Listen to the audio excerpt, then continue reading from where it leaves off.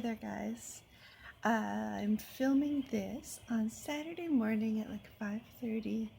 Um, Mostly because I never got a chance to film a video yesterday. Um, and it has to go live Sunday. So here we are filming.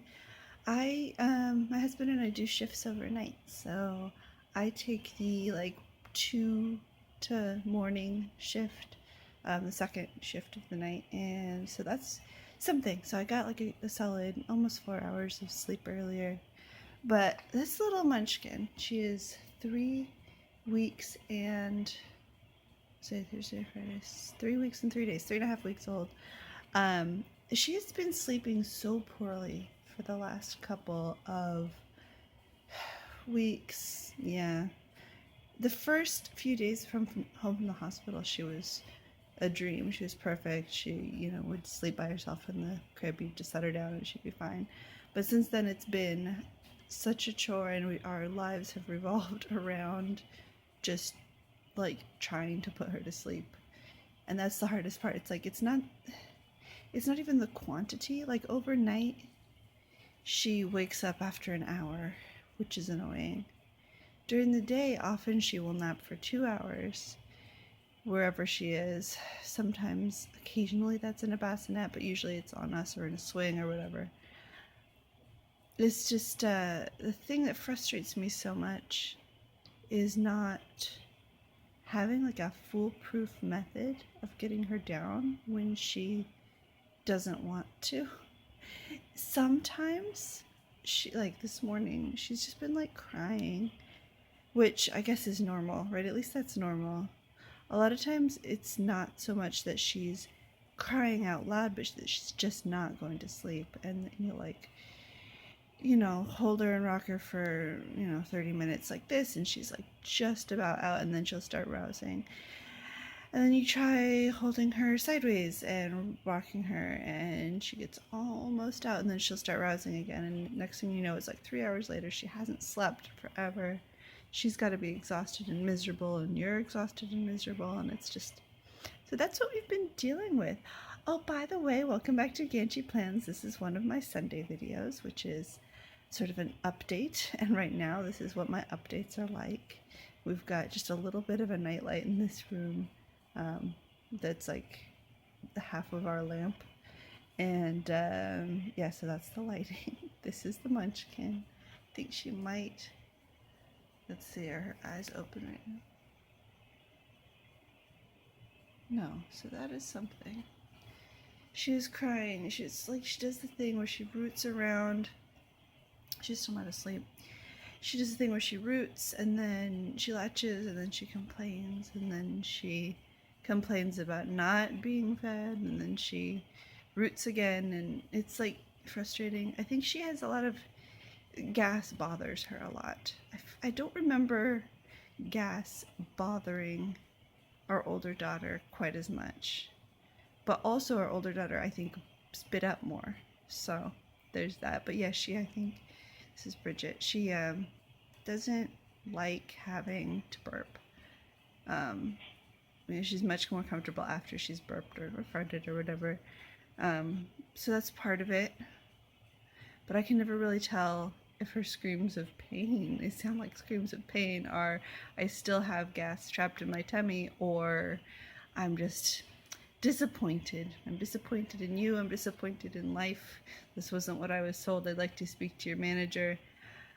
And it just gets frustrating. Like, the thing that's frustrating me lately is like I've been running out of patience.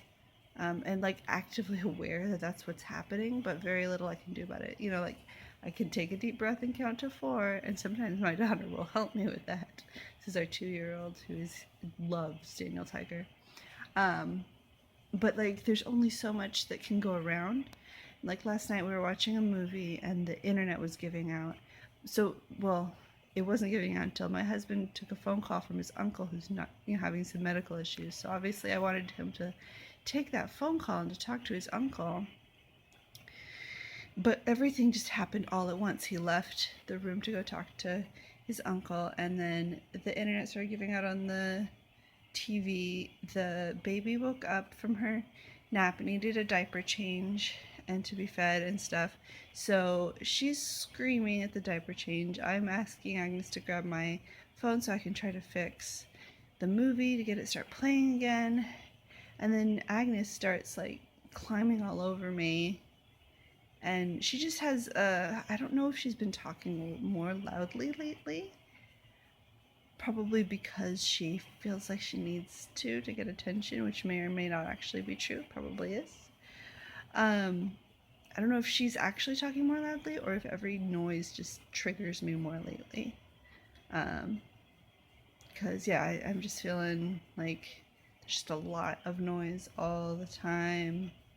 And if I've got a screaming baby and a whining toddler, there's very little left in me after dealing with just that audio input to be like a patient, gentle parenting kind of a mom, you know, and I'm very short, and that's not the way I want to be, but it's the way it is right now. And so there's a lot of apologies going back and forth, you know. I have to teach myself to apologize when I'm, you know, not the best I can be to her, and when I'm unfair to her because it's nothing that she's done. But then also got to teach her to apologize to me when she decides to act out by hitting and kicking. So, you know, mostly things overall have been going pretty well. And when someone asks how are you doing, I can honestly answer it's good. You know, that big sister's adjusting pretty well. She's very sweet.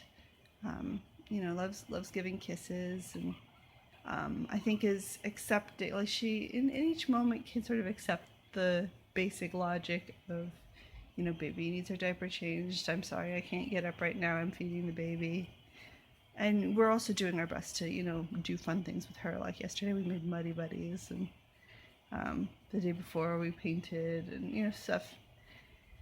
We're trying to be as intentional as, or I am trying to be intentional about, like, spending quality time with her.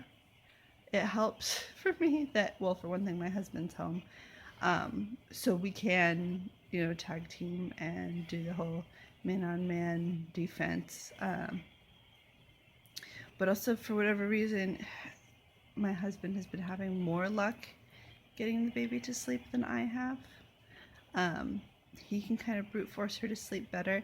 I know that was the case with Agnes as well when she was a month or two old, that maybe more than that, but that Gino was able to brute force her to sleep. He had this method of holding her and patting her back, and he would just not give up, and she would slowly calm down and fall asleep.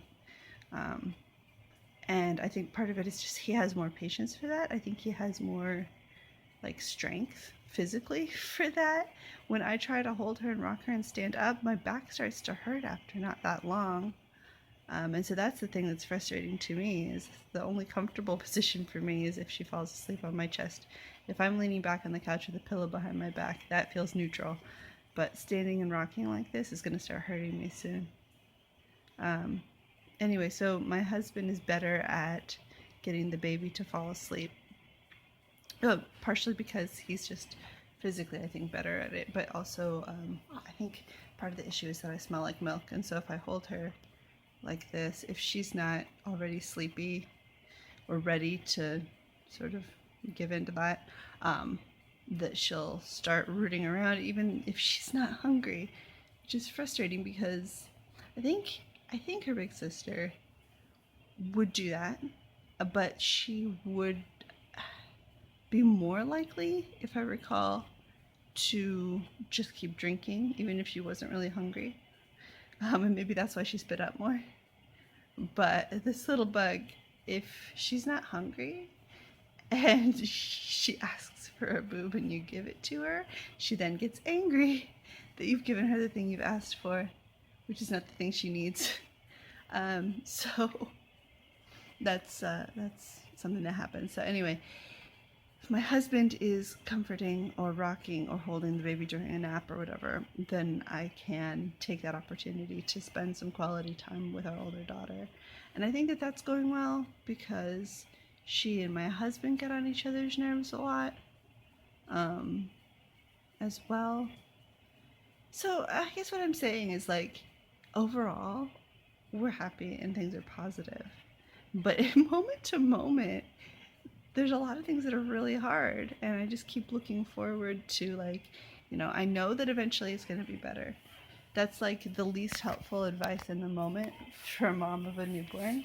But as a second time mom, I do know that it gets better. Like, I have the daily evidence of our 2-year-old who goes down willingly for a 2-hour nap every afternoon.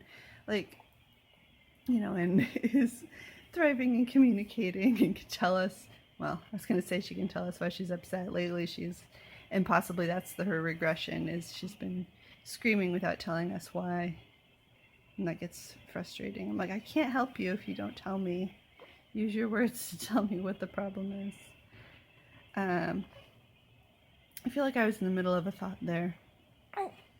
But basically, yeah, so each moment is hard. And I know that, like, eventually, with time, things will get better. And I keep looking forward to, like, maybe at 1 month, maybe at 6 weeks, she'll start to, like, wake up more during the day so that she'll sleep better at night. Or something like that. I know at least if I can hold out till 4 months, we can do sleep training. Because a lot of times when she's just screaming and or just not wanting to sleep, and there's nothing I feel like I can do, I'm just looking forward to being able to literally just let her cry it out. We did some sleep training with our oldest. It was difficult, but I think not that bad. And I think some kids are probably just more suited to sleep training than others. And Agnes never cried more than like 15 minutes when we put her down to cry it out. So hopefully she's similar, or at least I'm similar. Like, I think my personality is also part of it. And I think for me, I would rather just, turn on the bathroom fan for 15 minutes and just wait for it to be over than spend 3 hours swaying and rocking and trying to keep her from crying. Like, I don't know if that makes me a bad mom. That's up to you to judge me, but I'm not going to judge myself, because Agnes, like I said, goes down willingly for a 2-hour nap every afternoon. So I think we did something right there. Anyway, yeah, so someday I'll be able to sleep train, but today is not that day. Today we have a silly little snuggler here who may or may not be falling asleep. I'm going to see if I can sit down in this rocking chair without her getting really upset with me for having the audacity to sit down, and just generally try to get her a little bit more rest before the day starts, before the toddler wakes up and my husband gets up to get us breakfast. So yeah, today, it is now Saturday. Today, in about 4 and a bit hours, this little one is getting baptized, so that's exciting. We got our parents, and her godparents are my sister and brother-in-law. They're all coming up, and we're just gonna do lunch afterwards. And we just decided to make it a blanket policy of everybody who's coming is getting tested. So we did it too, even though we've been nowhere. And so everybody's gotten their negative results, so we're feeling okay about that. So that's good, because I'm not going to be able to at least see my parents for another 3 weeks, because they're going to be going to drop my sister off in Texas, so they're going to have to quarantine after that too. So it's tough. That's the thing that's tough. It's like everyone, you can't help but sort of take it personally a little bit. With like quarantine restrictions, like everybody has their own level of comfort. And so we try to express what that is, and then be firm with enforcing that. And then the people who get enforced upon take it personally, which is understandable, if not fair. But the thing that I wasn't expecting, it's also not fair that I kind of take it personally then when they're not able to come and see us as often as they were with my first, because I miss my parents, and I know my daughter misses my in-laws. But it's like, well, if you made the choice to go to a party or to go to a restaurant or whatever, then that means that it's 2 more weeks, and well, I can't force you to live your life around ours. So that was a long ramble, and you're barely able to see my face. So if you sat through that, don't forget to subscribe because you're my kind of people. And I'll see you in the next video on Thursday, which will take a look at my planner again, because that's what we do mostly here, planner stuff and then complaining about babies. I'll see you in the next video. Bye.